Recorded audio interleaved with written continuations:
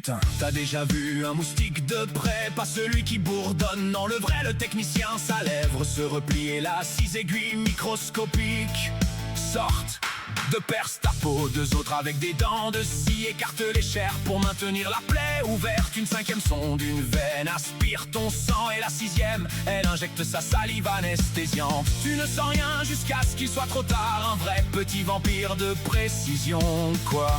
Alors, imagine un peu, tu balances une épée longue et incassable par la fenêtre d'une bagnole, droit sur un arbre. Toi, t'es vissé au sol, main de fer, l'arbre est incassable aussi.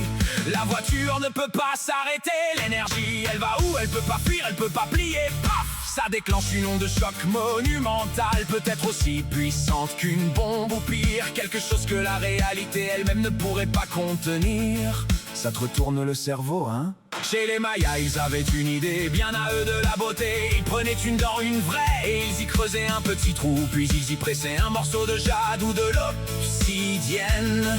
Pour nous, ça semble atrocement douloureux. Pour eux, c'était un signe de richesse, d'identité. Un bijou permanent dans la bouche, un symbole de statut social que tu portais sur ton visage à vie. Tu ne pouvais pas l'enlever, c'était toi.